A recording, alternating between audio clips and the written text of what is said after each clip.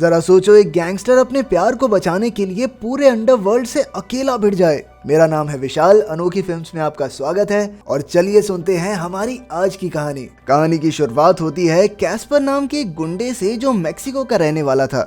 एक दिन उसने बेनीतो नाम के एक लड़के को अपनी गैंग में शामिल करने की सोची और उसे अपने लीडर मागो के सामने लेकर आया। मागो ने बेनीतो को देखा और फिर उसे अपनी गैंग के गुंडों से मुकाबला करने को कहा। बेनीतो की ताकत और उसका जज्बा देखकर मागो काफी खुश हुआ, इसलिए उसने बेनीतो को अपनी गैंग में शामिल कर लिया। इसके बाद उसने बेनीतो का नाम बदलकर स्माइली रख दिया। पता चलता है कि कैस्पर मार्था नाम की एक लड़की से प्यार करता था, लेकिन वो कैस्पर के काम काज से बिल्कुल अनजान थी। उसने कई बार कैस्पर से पूछा भी, लेकिन कैस्पर ने उसे कभी सच नहीं बताया। वो नहीं चाहता था कि मार्था के बारे में उसकी गैंग को हल्की सी भी भनक लगे, इसलिए वो हमेशा उससे छिपकर मिलता था। उसने स्माइली से भी इस बात को राज रखने को कहा। इसके बाद वो स्माइली को गैंग के बाकी मेंबर्स से मिलवाने ले गया। तभी मागो ने कैस्पर से पूछा कि वो आजकल कहाँ गायब रहता है, लेकिन कैस्पर ने बड़ी चालाकी से बात टाल दी। इसके बाद मागो ने उन्हें एक दुश्मन गैंग का आदमी दिखाया और स्माइली को उसे गोली मारने को कहा। स्माइली ने पहले कभी ऐसा काम नहीं किया था, तो वो थोड़ा हिचकिचा रहा था, इसलिए कैस्पर ने उसकी मदद की और गोली चलाते ही स्माइली उसकी गैंग का हिस्सा बन गया। गोली चलाने के बाद स्माइली काफी दुखी हो गया, पर मागो ने उसे समझाया कि जल्द ही उसे इसकी आदत हो जाएगी। बाद में जब कैस्पर मार्था से मिला तो वो काफी गुस्से में थी, क्योंकि कैस्पर अब तक उससे अपना राज छिपा रहा था। लेकिन तभी अचानक मागो वहां पहुंचा और जब उसने मार्था के बारे में पूछा तो कैस्पर ने झूठ कह दिया कि ये तो दूर की दोस्त है मेरी, मैं नहीं जानता इसे, ज्यादा लाड प्यार नहीं हमारा। इस पर मार्था गुस्सा होकर वहां से चली गई। इसके बाद हम सायरा नाम की एक लड़की को देखते हैं जो अपने पिता और चाचा के साथ गैर कानूनी तरीके से मेक्सिको से अमेरिका जाने की फिराक में थी। जब वो तीनों साथ में एक जंगल से गुजर रहे थे तो उसके चाचा ने उसे एक फोन नंबर दिया और कहा कि अगर रास्ते में कुछ भी हो जाए तो वो इस नंबर पर उसके परिवार को खबर कर दे। इसके बाद वो चलते चलते मेक्सिको शहर तक पहुंचे और फिर उन्होंने गैर कानूनी तरीके से एक ट्रेन में छिपकर यूएस से जाने का फैसला किया।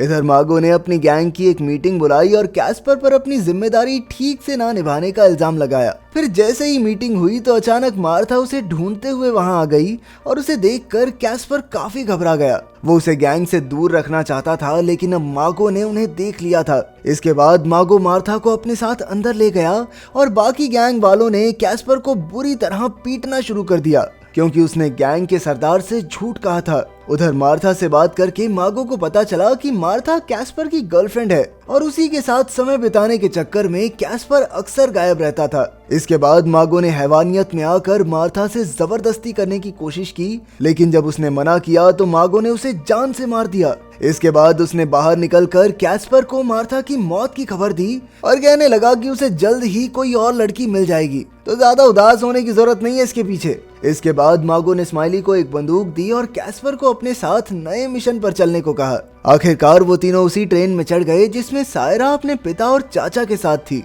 थोड़ी देर बाद भारी बारिश होने की वजह से ट्रेन रुक गई और अचानक मागो की गैंग ने लोगों को लूटना शुरू कर दिया।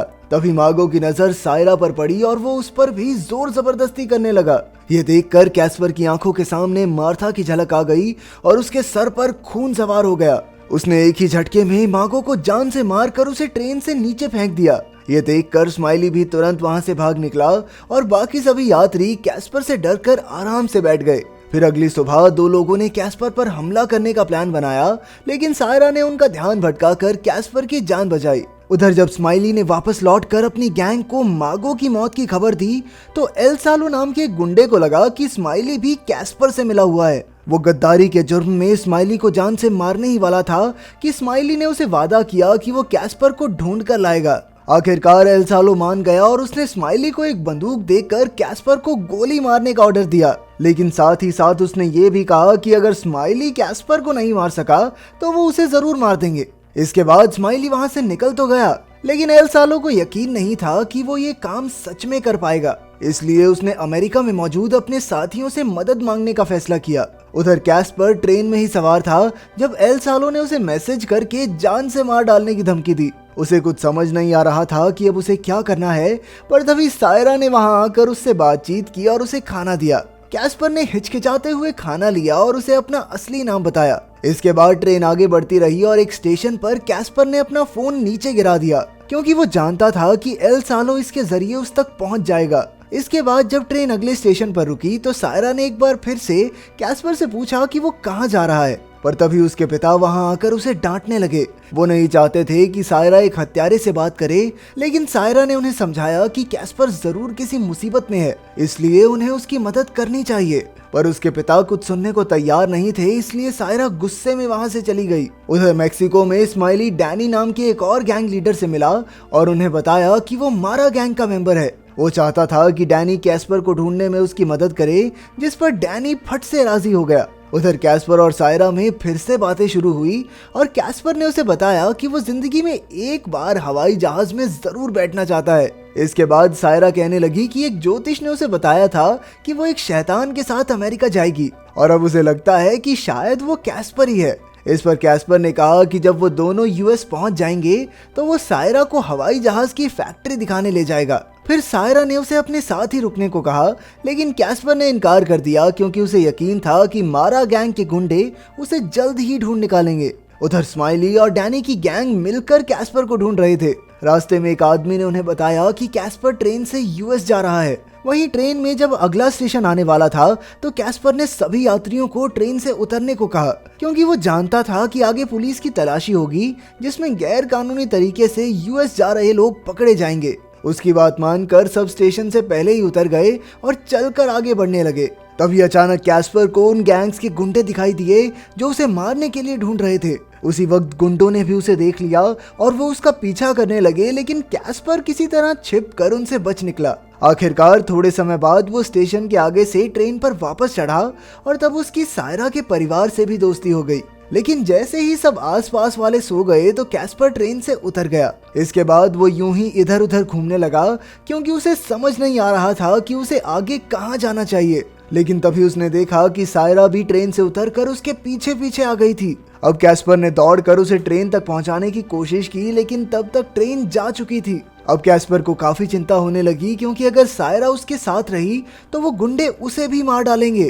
पर अब उसके पास कोई और चारा भी नहीं था, इसलिए वो सायरा को लेकर अपनी एक दोस्त जैस्मीन के घर पहुंचा और सायरा को सही सलामत अमेरिका पहुंचाने के लिए उसकी मदद मांगी। आखिरकार जैस्मीन मान गई और उसने उन दोनों को खाना खिलाया। फिर उसने सायरा को आराम करने भेज दिया और कैस्पर से बात की। तब कैस्पर ने उसे बताया कि वो सायरा को सरहद पार करवाकर उसके परिवार से मिलवाना चाहता है, लेकिन जैस्मीन को उसकी बात पर यकीन नहीं हुआ। उसने कैस्पर को बताया कि एल सालो पहले ही उसे ढूंढता हुआ यहाँ तक आ चुका है और हो सकता है कि वो दोबारा भी आए, लेकिन कैस्पर को यकीन था कि जैस्मिन उसकी मदद जरूर करेगी। उधर ट्रेन पर जब सायरा के पिता की आंख खुली तो उन्होंने देखा कि सायरा ट्रेन से गायब थी। उसके चाचा ने कहा भी कि उन्हें रुककर सायरा का इंतजार करना चाहिए, लेकिन क्योंकि वो जानते ही नहीं थे कि सायरा इस वक्त है कहाँ, इसलिए उन्होंने ना चाहते हुए भी आगे बढ़ने का ही फैसला किया। वहीं दूसरी ओर जैस्मिन कैस्पर और सायरा को अपनी गाड़ी में छुपाकर सरहद तक ले आई, जहां से वो अगली गाड़ी पकड़कर यूएस पहुंच सकते थे।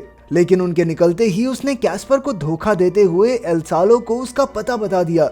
वहीं जब कैस्पर और सायरा गाड़ी में बैठे तो कैस्पर मार्था की याद में उसकी वीडियोस देखने लगा। उसने सायरा से पूछा कि क्या उसे डर नहीं लगता, लेकिन सायरा को पूरा यकीन था कि कैस्पर उसे किसी भी मुसीबत से बचा लेगा। ये सुनकर कैस्पर ने उसे अपने शरीर के जख्म दिखाए जो उसे मागो की तरफ से लड़ते हुए मिले थे, लेकिन मागो को उसकी वफादारी की कोई कद्र नहीं थी। उसने एक ही पल में उस लड़की को मार डाला जिससे वो बेहद प्यार करता था। कैस्पर को लगता था कि उसकी जिंदगी तो बर्बाद हो ही चुकी है और अगर सायरा उसके साथ रही तो उसकी जिंदगी भी तबाह हो जाएगी। खैर फिर वो गाड़ी में छिपकर किसी तरह चेक पॉइंट से आगे निकल आए, पर जैस्मीन के खबर करने के बाद एल सालो के गुंडे भी कैस्पर के पीछे पीछे आ गए। उधर यूएस जा रही ट्रेन पर अचानक पुलिस तलाशी लेने पहुंची तो सायरा का बाप तो उन्हें देखते ही भाग निकला, लेकिन इस हड़बड़ी में वो अचानक ट्रेन से गिर गया और उसकी मौके पर ही मौत हो गई। वहीं दूसरी ओर सायरा और कैस्पर एक कैंप में पहुंचे, जहां सायरा को कुछ लोग मिले जो उसके साथ पहले ट्रेन में जा रहे थे। जब सायरा ने उनसे अपने परिवार के बारे में पूछा तो पता चला कि उसके पिता की मौत हो गई है। ये खबर सुनकर वो पूरी तरह से टूट गई और एक चर्च में जाकर फूट फूट कर रोने लगी। तभी कैस्पर वहां आया और उसने सायरा को हौसला दिया। आखिरकार वो दोनों कैंप से बाहर आ गए और कैस्पर ने सायरा से वादा किया कि वो उसे न्यू जर्सी पहुंचा कर रहेगा। उसके पिता के मर जाने के बाद अब सायरा को ही अपनी छोटी बहनों का ध्यान रखना होगा। सायरा ने उससे वादा किया, लेकिन उसे कैस्पर की भी चिंता हो रही थी। सायरा ने कैस्पर को भी अपने साथ चलने को कहा और आखिरकार वो मान भी गया। इसके बाद वो दोनों चलते चलते एक नदी तक पहुंचे जिसके उस पार अमेरिका की जमीन थी। अब उन्होंने तैरकर ये नदी पार करने का फैसला किया। सबसे पहले सायरा नदी में कूदी, पर तभी अचानक एल सालो के आदमी वहां आ पहुंचे और उन्होंने कैस्पर पर हमला कर दिया।